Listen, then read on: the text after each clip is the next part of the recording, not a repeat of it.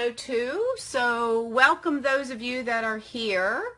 And hang on one minute, I'm just checking to see.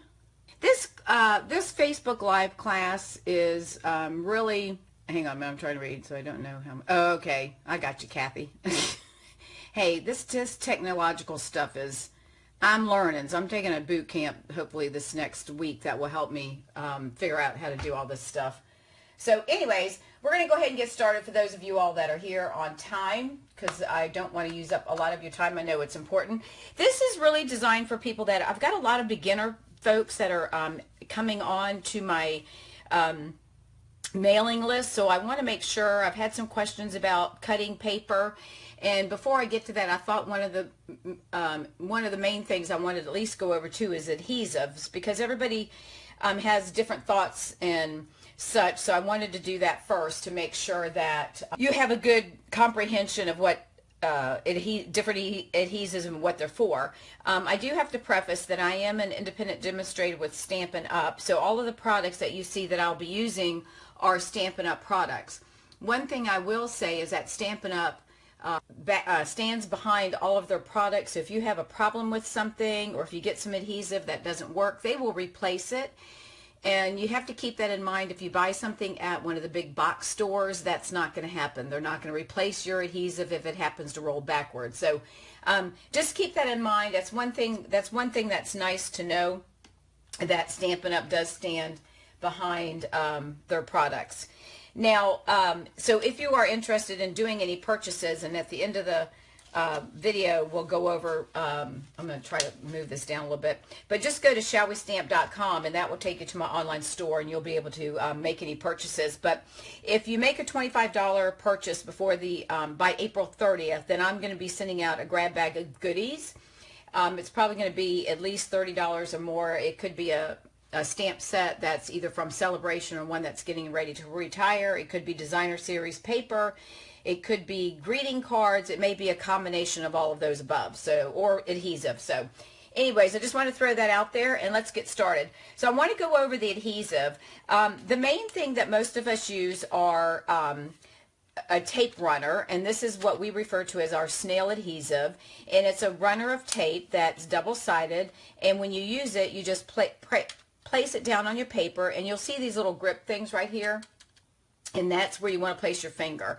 And then you'll just pull it down to you. You don't need to hold it up like that. You don't need to do anything weird. So just place it on your paper and pull. So this is a really good, this is what I use for all of my cards and items of that nature. Now, some people prefer the multi-purpose liquid glue. It's the green and white. This is good because it allows you can squeeze it out in a small stream, and it doesn't take a lot, so you have to remember that, and you want to make sure you don't put a whole lot or it's going to ooze out underneath your paper. This is good if you're doing something that it allows you time to move the paper. So if you're placing a piece of cardstock on top of another piece of cardstock or designer paper, this allows you to move it before it starts to adhere, where the snail, once it's down, for the most part, most of the time it's hard to take off. So this is a good one as well. Now, mini glue dots, these are basically the same thing as the snail adhesive, but they're exactly what they say. They're little dots of glue, and I don't even know if you can see that, but it's little dots. Let me get my scissors. They're little glue dots, and these are perfect for adding like ribbons, little embellishments. Let me see. Let me get my hand in here and see if you can see anything. I mean, hang on a minute.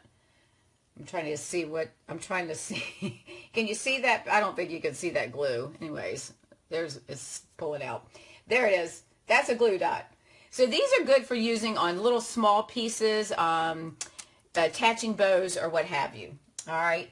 And the next thing is our tear and tape. This is a strong adhesive, and this is great for if you're putting together bags or you're making boxes. This allows you to do all of that, and it is double-sided. So the easy piece with this is that you just tear it off, or you can cut it. I tend to cut it, and don't ask me why. Lay it down, and then once you get it positioned, then I usually take my scissors, or if you've got some fingernails, then you can pull off the top sheet, which will release the top layer. So this is good for putting bags and boxes together. You can also use this on making cards. I think it's probably a little bit too strong for that. That's just my opinion. So those are the 4 adhesives that I use all of the time in my stamping world. So just wanted to share that, especially if you're a new stamper. This is something that you really need to be aware of that's out there. You've got mini glue dots, your multi-purpose glue, your snail, which is your tape runner, and your tear and tape, which is your a little bit stronger tape. Okay, and all of those can be found in my online store at shallwestamp.com. Now let's get on to the card cutting part. Now what I'm going to show you is we've got a piece of, I've got 2 pieces. I'm going to start with one piece of white, Whisper White cardstock, and this measures 8.5 by 11. Now you can cut this 2 different ways to get different size, different shapes, or let me say openings of cards. So typically what you'll do, and let me move my trimmer in here, and this is our Stampin' Up! Trimmer. You can also get this. I highly recommend if you don't have a trimmer that you get one. This is great because they've got the inches, and it's every 1/8, or actually you've got 1/16. You can go to an 1/8 to 3/8 to a half and so on. And there's an arm that opens up to 14 inches that allows you to use your 12 by 12 paper. It has, the lighter is a scoring blade and a cutting blade. Now the scoring blade, I'll tell you about that in just a minute. So right now we're going to take our 8.5 at the top and we're going to cut that in half to make a card. So whenever I'm cutting for cards, I always cut my paper in half because that gives me 2 cards that I can use, 2 card bases. So I'm going to take this, let me move this over, make sure I'm in the camera. Give me just a second. Hopefully y'all can see this. All right, so half of 8.5 is going to be 4 1/4, right? So I'm going to move this over to 4 1/4. The nice thing too about this trimmer, it's got this little header up here that you butt your paper up to, and that really helps. Okay, and then you check these lines here, and you can make sure that your paper's in here straight. All right, so we're going to cut this. Actually, yeah, let's go ahead. We're going to cut it this. Nah, I'm going to change my mind. We're going to score it. No, we're not going to cut. We're going to score. So my lighter color is my scoring blade, and what that does is that puts that crease in here that will allow us to fold our card. Okay, so now I'm going to turn it to the what we call the landscape, and we're going to put that at 5.5, right? Because half of 11 is 5.5, and that's where now I'm going to cut. So the reason I score first is that it just makes one score that I have to do rather than 2. So I'm going to line it up at 5.5, and I'm going to pull it down. Now I have 2 card bases, and my scoring line, you'll see right here, is my fold. So you want to fold that, and I don't think it matters. People ask me, do you fold it in? Do you fold it out? It really, just fold it and make sure that your edges line up. You want to make sure that they line up, and then always use your bone folder. That's another tool that you have to have in your craft room. And you take your bone folder, and you just want to fold it, go your crease. You want to crease your paper, and it gives you a crisp crease. So with this now, we have 2 card bases that we can now make. So we can decorate it this way where it opens like a book, or you can turn it this way and it opens towards the top. So you have 2 different ways that you can present this card. Okay, now the next one we're going to do is if we take our cardstock. Now this one, we're going to put it in at the landscape mode. And again, we're going to do it at 5.5. So I'm going to line it up at 5.5, which is right over here. I'm going to make sure I've got my piece down here. And now I'm going to score this first because I want to have 2 cards. So I'm going to score this at 5.5, which is giving me my crease, right? So now I'm going to turn it back to the 8.5 side. And again, half of 8.5 is 4 1/4. Now we're going to cut this. Get it lined up. All right, so now we're going to cut it. Now I have 2 long strips that I'm going to fold, and now I've got different cards I can open this way, or I can turn it sideways and open it like this. So you have two different ways that you can cut your cardstock. One would be like this, or you'd have it longer up here, or you can take this one and have it open like a book, or you can have it opened at the top. So you can see the different sizes. And it really is going to depend on what you want on your card and how much room you may need and what direction you want it to go when you open it. Okay, so that's the basics of card cutting. And I always, when I cut a 8.5 by 11, I always cut in half, so I have two sets of cards. If I don't need this right now, it's already cut and scored, and I'll have it ready for the next go round. All right, so let me move this off to the side. Now we're going to talk about your layers. So I'm going to leave this cardstock. Let me move this out of the way. I'm going to put this cardstock right here because we're going to just use that as a base card that we're going to work with. Okay, so when you see cards, you always see that they have a layer. So you're going to take, if you want to do a layer on your card, that is going to be 4 inches by 5 1/4. So what you want to do is typically you're going to cut down 1/4 inch in size when you start doing your layering. So if my card is 5.5 by 8.5, right? So if this is 5.5, and we're going to turn it here. Let me get this one here. So this is going to be 4 1/4, right? By 5.5. 4 1/4 by 5.5. I'm sorry, 4 1/4 by 5.5. So if I want to take 1/4 off, I'm going to cut it down to 4 by 5 1/4. And then what you would do by lining this up, you're now going to have 1/8 of an inch around all 4 sides. Okay? All right. Now, let's say we want to go one smaller. Then we want to take this one, and we're going to take 1/4 off, right? So 1/4 from 4 is going to be, you didn't know this was going to be a math class, did you? Hopefully you can see this. Let me open my blinds a little bit. Hopefully it gets you some light in here. Give me one, yeah, I got my light on. Hopefully you can read that. Let me pull it up a little bit closer.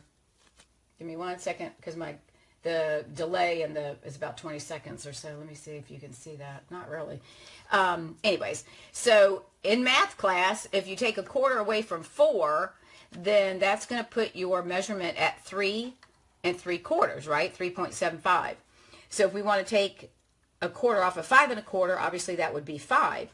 So our measurement would be 3 3/4 by 5. So we're going to lay that on there. And now you see how we're starting to get our layers? And you've just dropped it down. These aren't quite even because I'm not glued them down yet, but I'm holding on to them. So again, you've dropped it down by another 1/8 of an inch around each side of your paper. Okay? So that's pretty standard on how we do. And if you want to do another layer, you just continue to subtract 1/4 inch. Okay? Now, if you want to, let's say you don't want to have this much showing on the green. You want to just take, instead of 1/4, you want to take 1/8 off. So if we take 1/8 from 4, it puts us at 3 7/8, and that would put us at 5 1/8.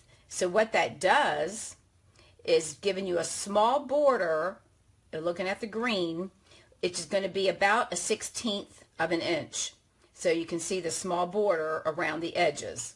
3 7/8 by 5 1/8. So you can drop it down by 1/8 if you don't want to have as much color or much on the previous border underneath. So those are some of the things that you can do. Sometimes you may want this one to stick out more, so you may want to put it at 3 1/2. You may want to drop it down to 3 1/2 by 4 3/4. So it's really going to be dependent on how you want to do your card. And it doesn't matter if your card is going to be like this, or if you want in the landscape mode, you want it like, bear with me, where it's going to open like that, then it's the same thing. You just adhere your paper, your cardstock, and that's how it works. Okay? And the same thing works if you're cutting the paper at, we've cut it in the 4 1/4 by 5 1/2. We're taking it this way. So I'll do the same thing. I've got my paper. My 4 1/4 fits on there perfectly. See that? And then I want to do my 3 7/8. I can just add that on top, and I've got like 1/16 of an inch. Or if I want to just keep it with my 3 3/4, then the same thing. We've got 3 3/4 by 5, and we have a little bit border. Of course, I'm trying to do this while I'm standing up holding on to this, guys, so just bear with me. All right, so it works like that. So our card would open this way. Or if I want to keep that, I can turn it, and then my card would open to the left, just like a book. All right, so those are the ways of layering your cardstock and cutting. I just want to make sure for those that are learning, this is something that we tend to forget about. So let me just show you some cards that I actually have made in the past. And now some of these may have retired products on it, but you still get the gist of it. So here's a card that I made, and this is 8.5 by your 5.5. So it opens like a book, and you can see where I put my first layer, right? So I come down 1/4 on that, but if you look at my designer paper, let me see if I can get a little bit closer. I came down 1/8 of an inch, so I just wanted a little tiny border. Let me see if I can get this in the camera. So it's come down 1/8 there, so it's just a little bit of the green showing, because I think in this case I wanted more of the pink to coordinate. And then here I just put a ribbon behind it, and then I did a couple of circles, and then the banner with coordinating ink. And that's a nice thing about Stampin' Up!, I have to tell you, is that really I always joke with my customers and tell them it's dummy proof, because if you pull a piece of designer paper out, and let me grab one real quick. This is one of our new ones, but anyways, it just shows you. At the bottom, it tells you what paper, what ink and paper coordinate, what colors are in here. So it really makes it dummy proof. So you just pull out your paper, and in this case, this was, what was a Sweet Sugar Plum. So then I would just pull out my designer paper, and it's going to tell me Old Olive, Sweet Sugar Plum, this is probably Pool Party, Smoky Slate, so then you can, and then Calypso Coral. So then you can choose whatever color, so you don't have to think about it. So you know your ink's going to match, your paper's going to match, and everything's going to coordinate. So it makes it so much easier. And if you go to a big box store, you don't have that luxury of knowing what paper you're buying and what color is going to go with it and match and not look kind of strange. So anyways, so that's one thing about Stampin' Up! I love, is that it's really dummy proof for us that, you know, you don't know. So, all right, so here's another one I did. I typically make my cards open like a book. Now, I do have some that I do differently, and I'll show you one here. I've got right here. I'll show you that in just a second. So here's another one. This one I did my base card, and I just did the 1/4 inch. I did a 1/4 on my first layer, which is Rich Razzleberry, and then I did another 1/4 on my Whisper White, and then I've stamped. One thing I will tell you as for beginners is before you adhere your cardstock, you always want to stamp everything first. If for some reason you make a boo-boo, which we call those opportunities in the stamping world, but if you stamp it and you don't like the looks of it, you can flip the card over because they're two-sided, and you can stamp it again. Okay, so you flip it over and stamp it again. Once you get everything stamped, then you can start adhering. Again, my recommendation is you take the piece, and this is all preference, but this is just me. The piece that I'm getting ready to attach, I put the adhesive on the back, and then I can layer it on top of my card and see exactly where it needs to go. If you put the adhesive here, you may, on your card, you may have it too much where it's going to stick out from your card base. So I always attach it to the back of the piece that I'm getting ready to attach. All right. So this is another one with just the regular 1/4 cut down and a 1/4 cut down. Okay, now here's one that I did that opens this way, and this is made with one of our True Gentleman suites, and this is getting ready to retire. So if you haven't purchased this one, my suggestion is you might want to go online and get it. It's an awesome masculine stamp set. But on here you can see what I did was I put the same colored cardstock. This is chocolate chip if I'm not mistaken. And I attached that on top of my chocolate chip base. And then here I just cut, if you can see, similar to the sample that I put on the Facebook Live picture, I cut 3 strips of the same size, and then I just space them right apart. And this is kind of hard because it's a dark card, but you can see where I've just kind of lined them up and then just placed them side by side, but left probably, I don't know, maybe a 1/4 inch there or so. And then whatever you want to do, I put a piece of cardstock down here, I put the ribbon underneath, pop this up on dimensionals, which is awesome because it gives you that lift. And then these are popped up as well. And this is using the, I don't know what that punch is called. Is it a tailor punch? I'm not even sure if it's a tag punch. I'm not quite sure what it's called. Sorry about that. I'll let you know. But anyway, so this is the way that this card opens this way. All right. And then here's another one that I did. Now this one's just showing you some ways that you can use your designer paper. This is a real simple, basic card. This was using one of our stamp sets. I actually think it was called You're Brilliant. It's got diamonds that are lightly stamped in the same ink color as the paper, which is sky blue. And it kind of gives it that like a watermark effect. So I stamped some diamonds here and some here. And then all I did was cut 2 sheets of cardstock the same size. So in this case, these pieces, hang on, get my ruler here. These pieces are 3 by 4 inches. So I cut lemon lime twist, and I just set it at an angle. By doing this, sometimes if you offset things, it gives it a different look. And then I placed the flowered one even on top. It might be slightly to the left, but for the most part, it should be sort of straight up. And it just gives the card a different effect.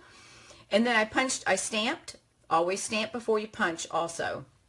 So I stamped on a scrap piece of paper my sentiment, and then I punched it out. I used dimensionals, and I put a piece of coordinating ribbon underneath, and then the dimensionals, which are your foam, which I didn't go over those with you, did I, on adhesive? Oh my goodness, I can't believe I forgot to do that. Your stamping dimensionals, these are things you have to have. These come 300, and you get 3 sheets of 100 each. And I think they're $5, if I'm not mistaken. They might be $6, but $5 or $6.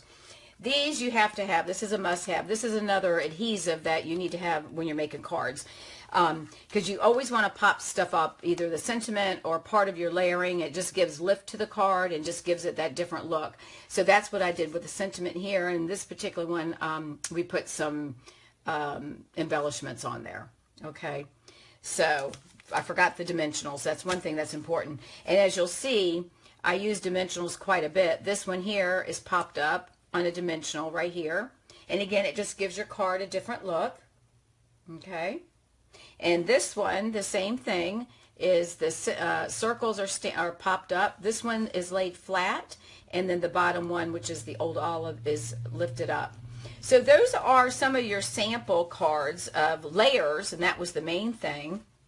And I also wanted to go over the adhesive with you. So, and if you're just joining or had joined after I'd started, you can go to my online store at shallwestamp.com and place any orders. If you do place an order of $25 or more by April 30th, then I'm going to send you a grab bag of goodies.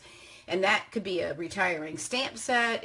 It could be some designer series paper. It may be an adhesive. It could be a combination of all of that. So make sure you go to my online store and use this host code. If you go to shallwestamp.com, in the top right hand corner, the host code is listed. It's DKXCAE4V. So that's the host code that you'll want to use, and that way I'll know to send you your bag, your grab bag of goodies. All right, so I hope you all have enjoyed this quick live class on layering and adhesive. Leave me some comments. Make sure that you share my page if you don't mind. I would love to share my crafting with others who are learning or who would like to learn different tips and techniques. If you haven't signed up for my newsletter, if you're on Facebook, you can go ahead and do that right then. Or if you go to shallwestamp.com, you'll have the ability to sign up for my newsletter at that time. Okay, if you have any questions or anything, leave me some comments and I'll respond to them before the end of the day. Thanks so much. I hope you've enjoyed this, and we'll talk next week. Thank you.